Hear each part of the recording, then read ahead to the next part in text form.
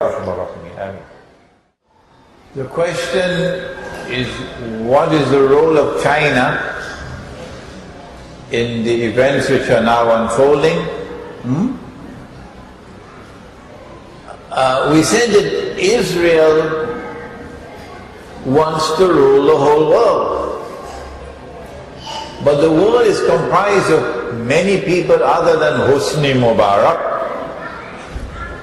who will bend down faster than anybody else to Israel, and General Pervez Musharraf, who go down and even kiss Israel's shoes. There are those who will refuse to bow and bend. And most important of all is Russia. Russia will not bend to Israel. But the NATO alliance must force Russia to bend. And Russia will not bend. So you don't need a PhD in international relations to know that there is a major conflict coming. It is simple. And in that major conflict you're going to have thousands of nuclear weapons being used. But it is not only Russia that will not bend. China is proud of her civilization. And China has every reason to be proud of her civilization. The Chinese in Singapore will bend down and kiss Israel's foot. But not China. No. China will not bend and bow. And China is a nuclear power. And so we can easily anticipate the Chinese-Russian alliance being restored, and that Iran and Turkey will be part of that alliance, because the Prophet said, alayhi salatu wasalam, that you will make an alliance with Rome. Rome is not Rome, the capital of Italy. Nonsense. Rome in the Quran is the Byzantine Empire, Rome.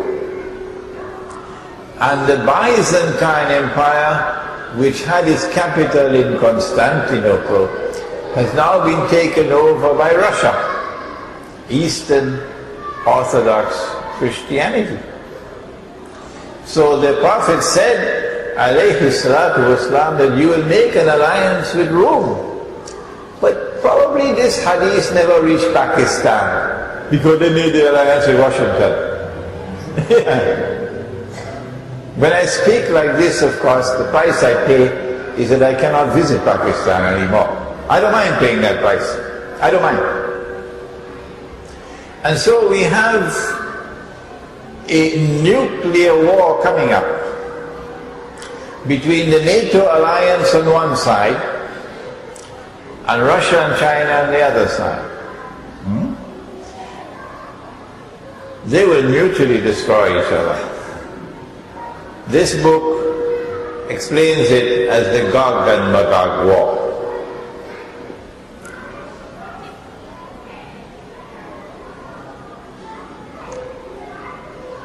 In order for Russia to have a fighting chance to win that war, the Russian Navy,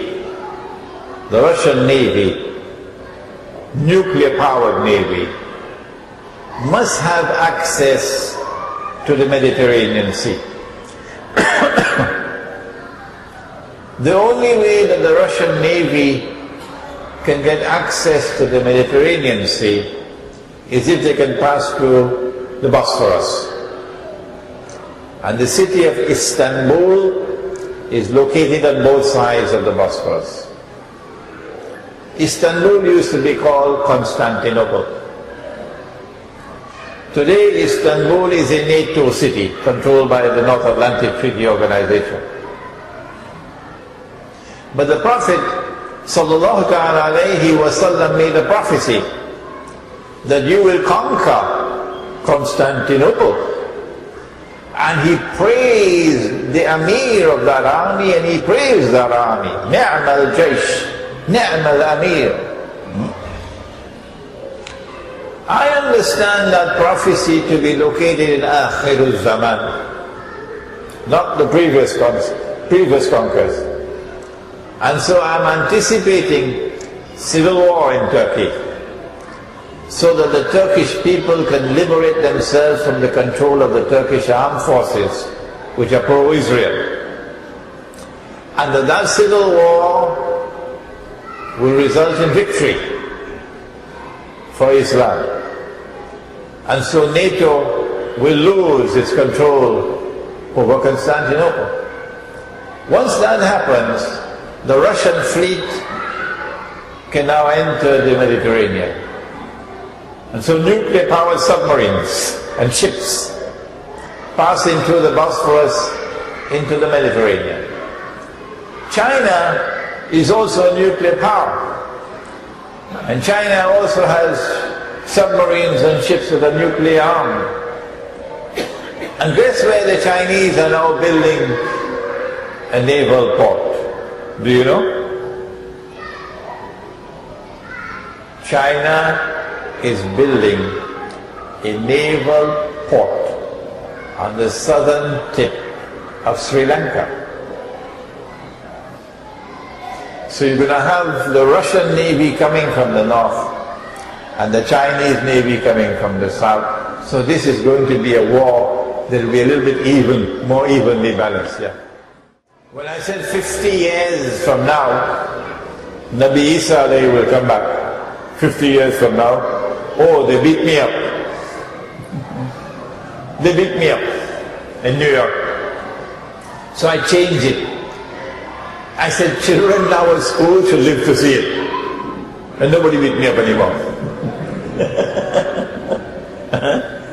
So I don't say 50 anymore. I said, children now at school should live to see it. When we give time frame, we're only making plausible guesswork. We can be wrong. 15 years ago, I was saying 50 years. So now I should be saying about 35. But others, my students are saying to me, Sheikh, you're wrong. It's less than that. It's less than that. They could be right. It could be less than 35, but it's not 350 years. The young man is saying that Pakistan is an ally of China. No. No. That's just a minor insurance policy that they bought. Pakistan is most firmly an ally of Israel. And when Allah's punishment comes, it's going to be terrible. Yeah. The question is, can we relate events that are occurring in many parts of the Muslim world, including Malaysia, with the fitna of Gog and Magog? Actually, the word is not fitna, it's more fasad than fitna. Oh yes, the fasad of Gog and Magog is multidimensional. Oh yes, there is political oppression. It's part of the agenda of Gog and Magog. There is economic oppression. Your daughter, you know your daughter. She's Indonesian. She's also my daughter. And you should see the tears coming from her eyes. Our daughters are in Singapore serving Dajjal as domestic servants and being paid the salary of a dog. Our daughters, she's paid $300 a month. Here she's paid 600 ringgits a month. Would any Singaporean girl work for that wage? Now don't come to me with the argument. But when she takes the $300 to Indonesia, it's a lot of money. Because justice demands that you be paid the wage of the market in which you are working, not the wage of another market. So don't make the mistake. Is there any Singaporean girl who will work for that wage and do that job?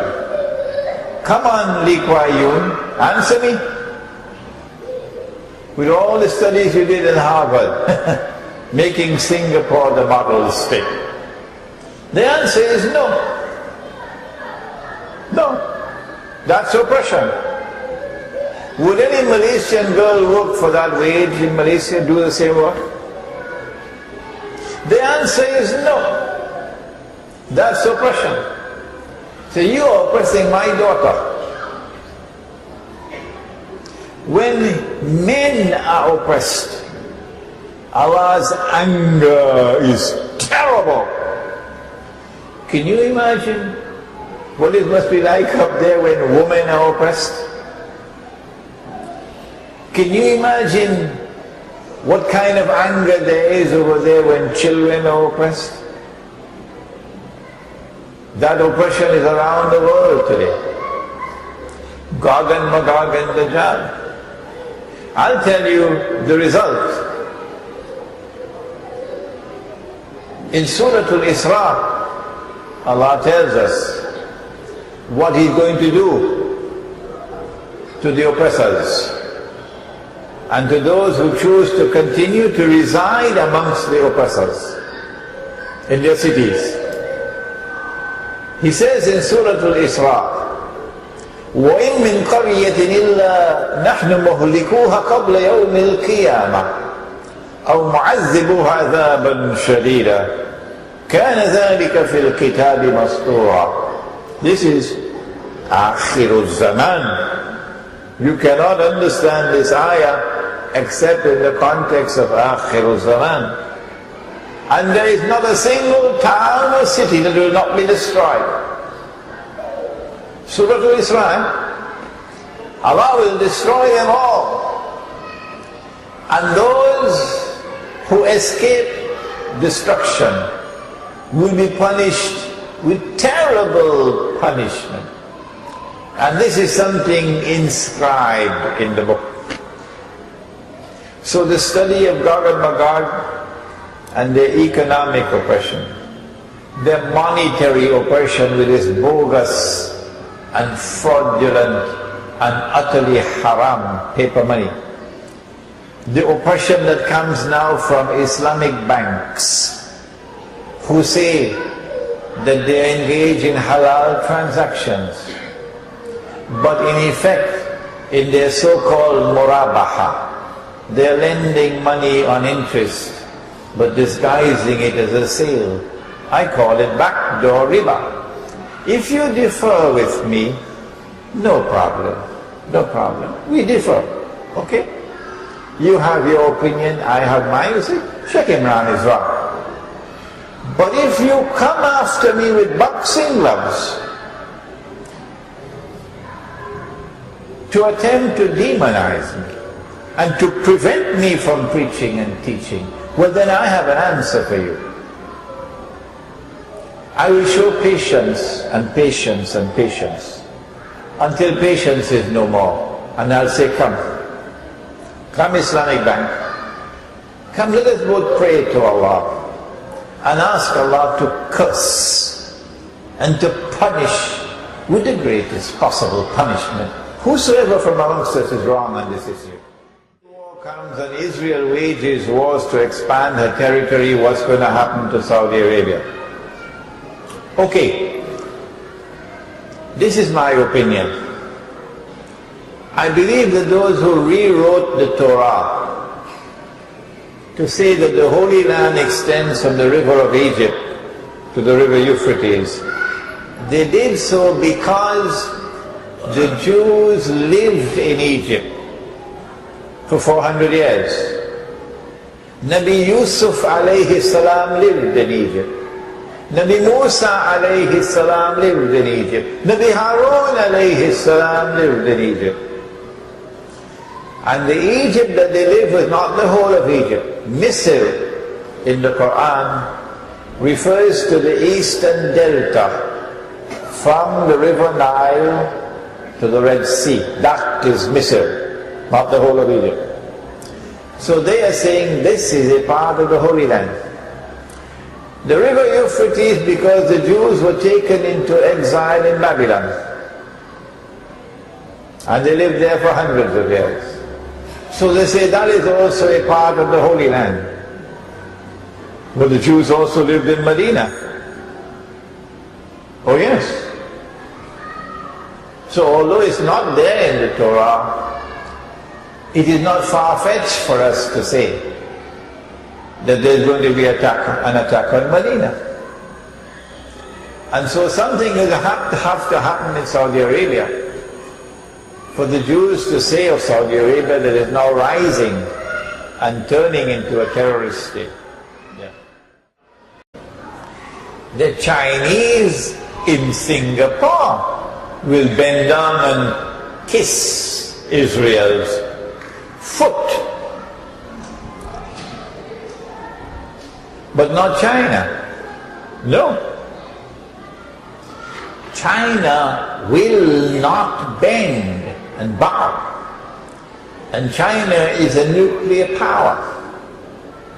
In that major conflict, you're going to have thousands of nuclear weapons being used. But it is not only Russia that will not bend. China is proud of her civilization. And China has every reason to be proud of her civilization. The question is, what is the role of China in the events which are now unfolding? We said that Israel wants to rule the whole world. But the world is comprised of many people other than Hosni Mubarak to Israel. But the NATO alliance must force Russia to bend. And Russia will not bend. So you don't need a PhD in international relations to know that there is a major conflict coming. It is simple. And who will bend down faster than anybody else to Israel? And General Pervez Musharraf, who go down and even kiss Israel's shoes. There are those who will refuse to bow and bend.